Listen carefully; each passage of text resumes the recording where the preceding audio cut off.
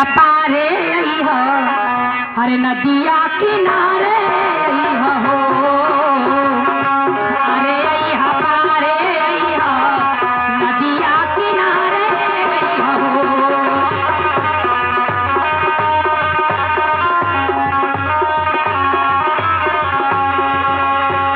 सभे लोग सूख जाई हो खते अनारे हो